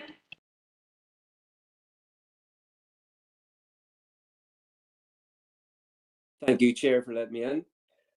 And thank you to all our guests today for sharing their insights and their knowledge. I guess my first question would be straight to data centres, and it's been a concern of mine and many people in the council that the economy minister has said that there are no plans to develop a policy. And given your kind of outlook, would you share that concern that we don't have a policy? And because it seems to me that jurisdictions in this area are all developing policies or have policies in place already around data centres, be that out of Westminster, out of in Scotland, Wales, and in the south, there are very clear policies around this, and we haven't had one. And I suppose the reason why people want the policy is because people are concerned about what's happened now with the explosion around AI in particular, and it's controlled by what I would call Trump's billionaire bros, billionaire tech bros. And people see that as a negative thing. And obviously, what's driving data center growth is AI, and a lot of that is controlled by tech billionaires. So I think that not having a policy just seems like it opens it up for exploitation and the dominance of billionaires. So I suppose, you know, do you share the concerns that we don't have a policy? And then look, in terms of, there was a lot of really useful questions there by colleagues, but I think that the questions can kind of lose us in terms of the broader picture. The reason why we're moving towards renewables is because we're attempting to get away from the destructive practices of fossil fuel capitalism. And I think that's why we want to move to net zero. I think that there's a lot of cynicism out there about how government and private business are blocking that movement to net zero. But that's the goal. And then connected to that, in terms of the other major feature of why we want to move to renewables, is the idea that we can't have energy security when we are dependent on fossil fuels that are produced maybe in Venezuela or the Middle East, and that are under the control of oil and gas companies who will hold the world to ransom. And then the third one is that moving to renewables will allow a plummeting of the cost of energy for the vast majority of people. And I think that there is that's the goals of moving to renewables. So would you agree that that what the prospects of energy security, if the control of renewables is in the hands of private industry, does that threaten our ability to have energy security?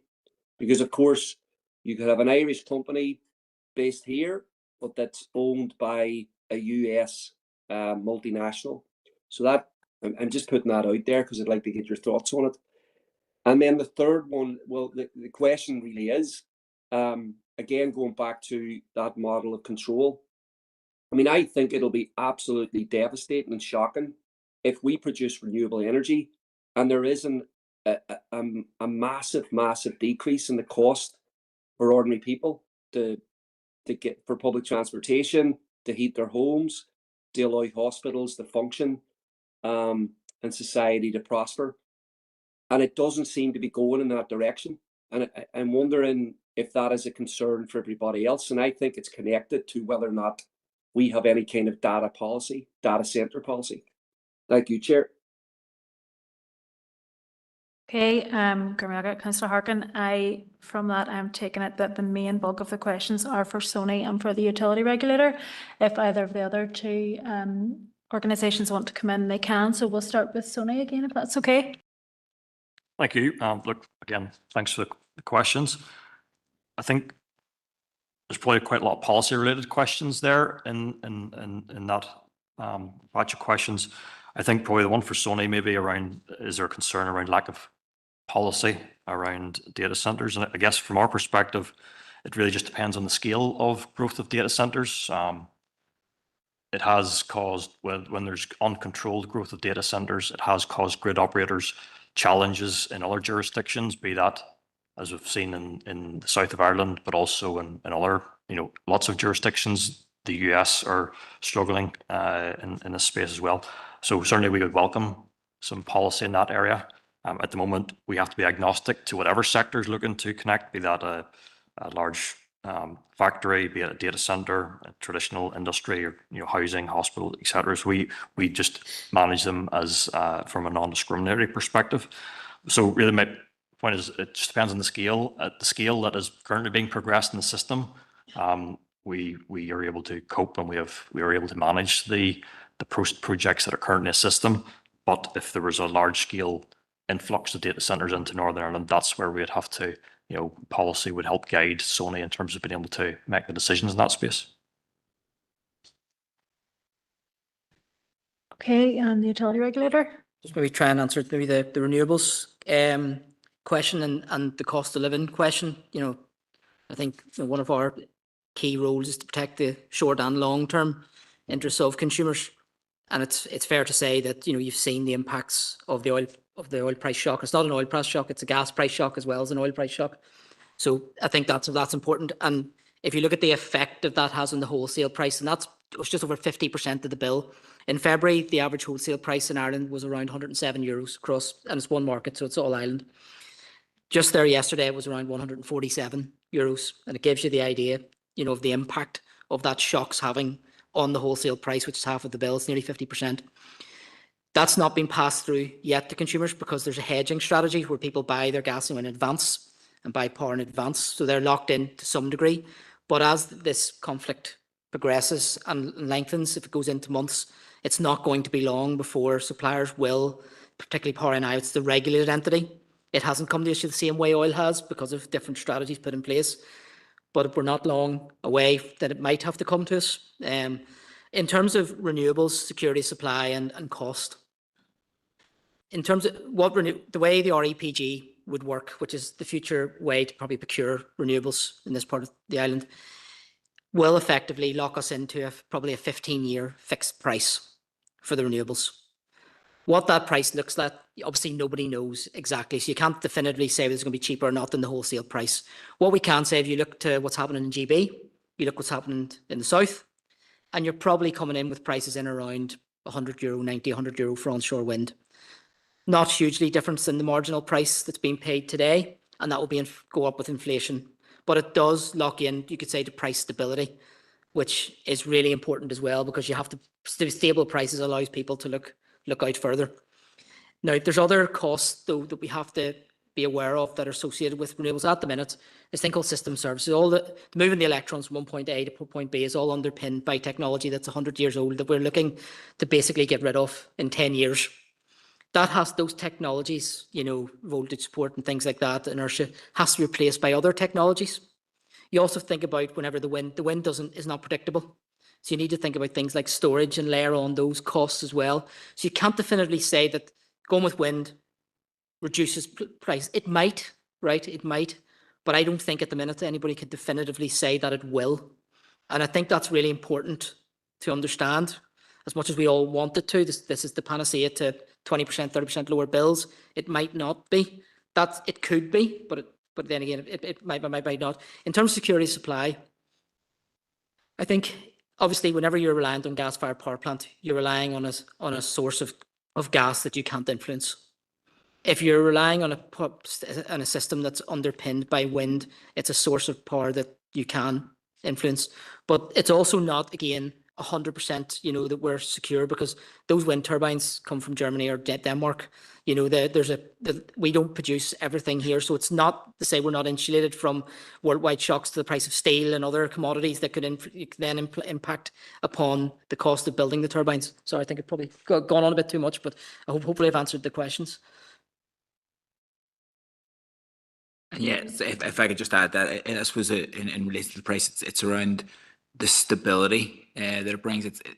Our energy strategy aims to deliver a long-term stable price for consumers, and that moving away from that, you know, reliance on global fossil fuels, but also those price shocks that come with a reliance on oil and gas. Thanks.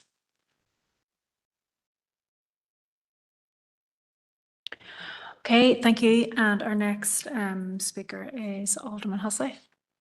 Thank you, Chair, and thank you to the presenters. I think Councillor Jackson summed it up at the beginning. There's a myriad of questions there. We could probably have done with the question and answer after each presentation, but then if you'll forgive the pun, the interconnector of the entire presentation had to be looked at as well. A lot of the questions have been asked, and some of my contribution will be simply comment. And I'm going back to the department and the 25% on building, and the point made that you're agreeing with new build. There needs to be something looked at there with regard to the department and building control regulations. But there's also retrofitting. And, you know, what element do the department see retrofitting of current buildings taking forward with regard to net zero? Fully agree with Councillor Jackson and his points about using the energy where it is. You know, we would far rather be using the energy here. And again, this is probably down to the department. You know, let's have more jobs, more businesses coming to our area who will utilise the energy on site. One of the things that struck me in the economic vision was working age people in good jobs. Can you define a good job? The reason I'm asking that is I noticed that one of the government departments is looking for industrial road workers. Now, for many people in the rural community, a road worker going out on the ground doing repairs on the roads is doing a damned good job. So how do you define a good job, taking that forward? Then with regard to the utility regulator, one of the things I noticed in there, you referred to regulation of water companies. What other companies are regulated in Northern Ireland for by Northern Ireland Water? The phrase used was companies. And if that is the case, I mean, Northern Ireland Water get away with a heck of a lot with regard to pollution. And the farmers get blamed for Loch Ness. Not a word of mention about Northern Ireland Water. So, you know, what's been done there? The prioritisation of the works. Can somebody just describe how the works are prioritised going forward within the 2.23 that's mentioned there in investment? A phrase used within the presentations is interests of customers. Bottom line interest of customers that I would know is security of supply and cost per unit that they're getting. That's their bottom line. And you know, all these other things are, I won't say that, you know, they're negligible to many people, but they're not the priority for the ordinary public out there. Offshore production to rise to 1 gigawatt. What's the total current demand in Northern Ireland in gigawatts? And at the minute, how much is produced by our land-based wind turbines? The single electric market. You've said yourself there that there's an increase in demand in the Republic of Ireland, slight decrease in Northern Ireland. Does that increase in demand, if we're looking at a single electric market, does that increase in demand present a security of supply issue for those of us in Northern Ireland? And I suppose my final one is the presentation which explained to us the supply lines, shall we say, where you have suppliers who supply networks, who supply suppliers, who supply customers. Now, that third phase, the suppliers, they're not philanthropic in their ongoings. So we've been told, for example, that electricity supply to the network, and then electricity buy from the network to supply to me. Surely to goodness, that means that prices go up and up. Rather than my understanding was that electricity produce electricity, that they pay the networks to distribute the electricity, and I pay them for what I get from them. And you know, it perhaps explains to me one of the quandaries that I noticed during the initial Ukrainian scenario, where because the price of oil had gone up, electricity was raising its costs per unit. Now, if electricity, you know, produces electricity by wind, what the heck has the cost of oil got to do to them or with them? But obviously, if it's a case of going through them supplying electricity, going through the NIE networks and then being supplied electricity themselves to pass on to customers. So they're taking on the costs of other suppliers at the very beginning of the chain as well. And it's an equalisation, presumably, in the cost of supply to the supplier who supplies to the customer. As I said, much of that is comment as opposed to questions, but thank you for the opportunity and thank you for coming. Thank you, Alderman Hussey. I do think there was a few questions in there, so I am going to open it up to the panel, and I'm going to start with the Department for the Economy, if that's okay. Thank you very much. So in terms of the definition of a good job, I believe the department do have a definition. Energy group on that side of the house, wider departmental for the economy. I can come back to you on that one if that's. And then I think the other thing I think aimed towards the department was in relation to retrofitting. Yeah, I don't have the details in front of me, but I can come back on the level of work that we're going into. So the target in relation to energy efficiency, against part of the midterm review, data on progress on that lags somewhat by 2 years, but I think I'm right in saying that in the midterm review it was estimated in around 8% on the target, and then obviously as that goes forward, the kind of decarbonisation of an electricity system will allow for decarbonisation of heat transport, which will move towards that target. I would like, if you don't mind, I'd like to come back to you on that. Just I'm not 100% sure on the wording in relation to the responsibilities for with DFC as well.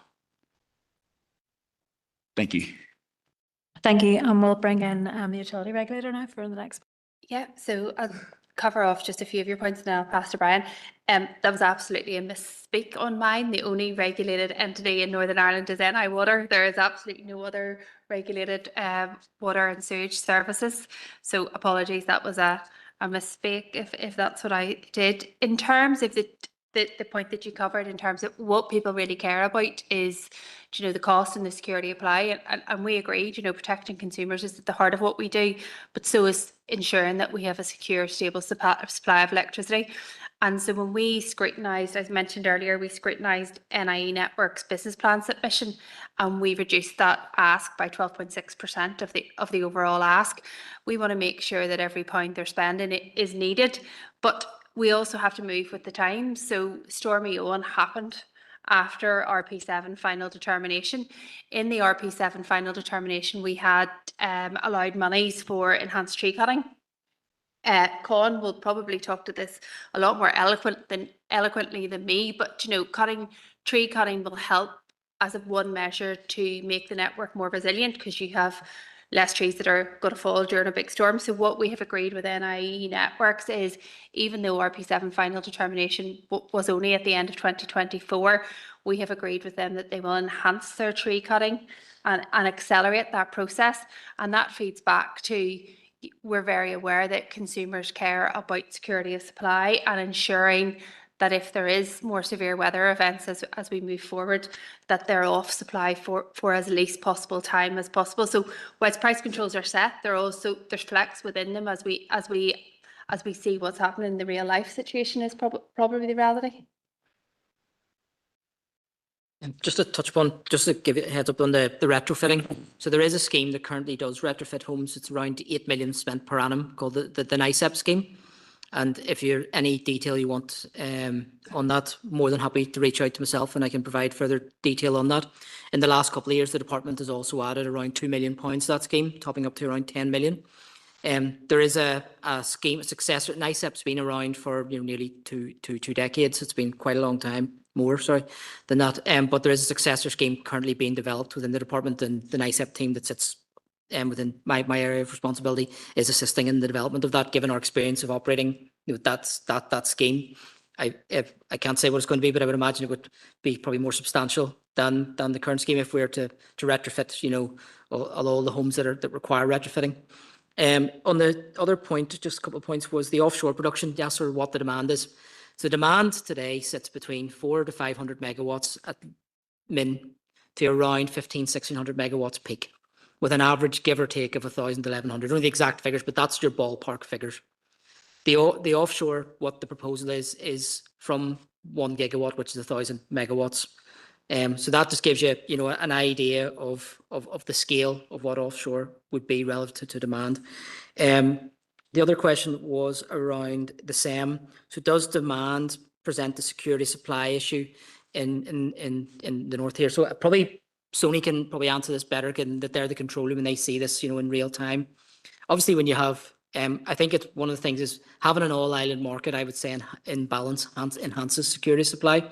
Having the system operators that work closely in tandem enhances security supply. Having more interconnection between east, west, and north, south, actually, you know, you could say probably enhances security supply because it gives you more levers to pull whenever, you know, you are in trouble. But it's probably better, I think Sony probably are better equipped sort of technically to answer that. Thanks. Okay, Sony, do you want to come in now on some of that? Great, yeah, thanks for those comments and observations. I would just concur. I mean, Sony's main priority is security of supply and also the cost to consumers. So all of the work we do is aimed to be done at the least cost that we can, you know, what we need to do. It is first and foremost, to say, in terms of all of our projects and all of our work plans. I suppose government policy is driving this decarbonisation and move to more renewables, and Sony's job is to accommodate that on the grid. And look, a lot of the things we talked about are quite complicated, but at the same time, it all boils down to secure supply and ultimately the cost to consumers.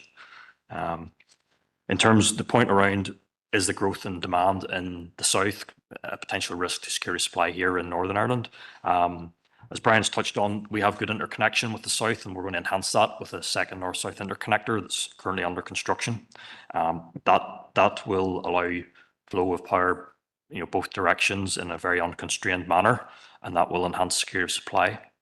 We do long-range forecasts in terms of the demand on the system, and as those demand forecasts indicate that new generation is needed to meet growing demand, then the system operators will go out and procure that through long-term capacity markets. And where that demand growth, you know, there's opportunities across the island for new generation, but quite often where there's demand growth in the south, then it will quite often be met by new generation in the south. So, but ultimately, if there was a concern that Northern Ireland was going to be at risk from a blackout because of an event in the south, our duty is to take care of Northern Ireland consumers. So whilst we would support the south as much as we can, and vice versa, they would support us as much as they can, the bottom line is we would protect Northern Ireland consumers as a last resort to make sure there's no blackouts in Northern Ireland.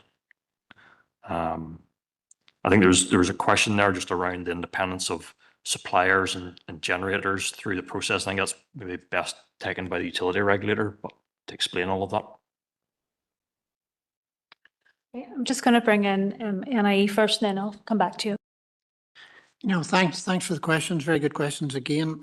There's a couple that NIE would like to come back on. One was around the prioritisation of the 2.23 billion of expenditure. And then there's one that Elaine referenced around resilience tree cutting. I want to talk to that. But first of all, I mean, if you take a price control of that scale that's running from, you know, April 25 to March 2031, our engineers in the business, our asset engineers, our network development engineers would have been looking at the requirements of the network in about 2021, and they would have been assessing, you know, what was required in the network.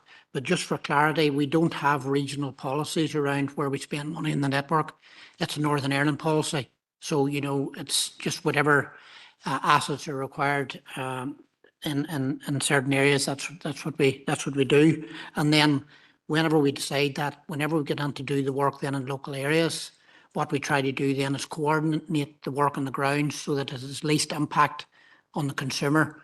So for example, we're doing the big network rebuild, we're also doing resilience tree cutting, we're also doing maybe a new major connection to the network. We'll try to coordinate that all at the one time so that we're taking off customers' supplies as little as possible. So that's the basis of how we prioritise the plan. In terms of the resilience tree cutting that Elaine referred to, I mean, the RP7 price control was, was agreed. And then we had the really bad storm.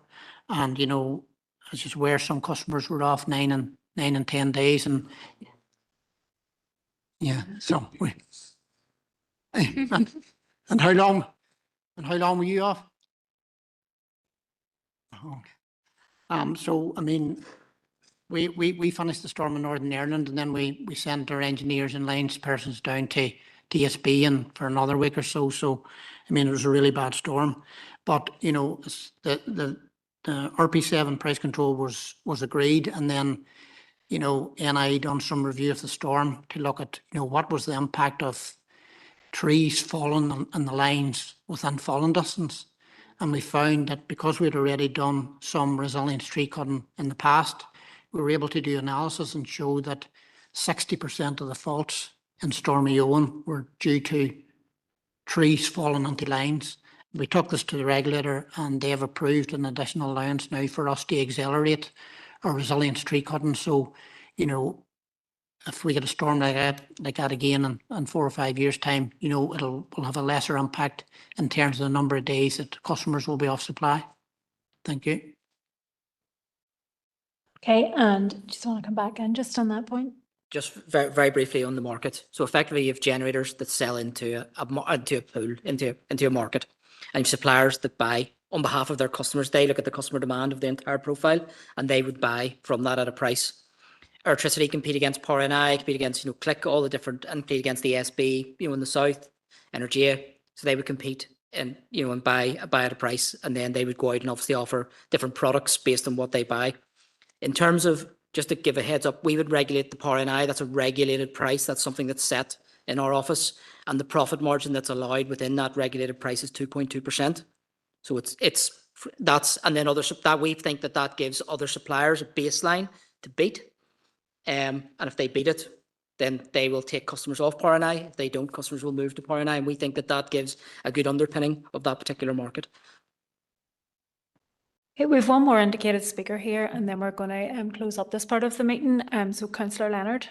Thank you, Chair. Just very quickly, Colin, is interested in your point there about the tree cutting. Isn't there guidance in the south as to the distances the trees should be away from, or lines should be away from trees? I'm worried about that.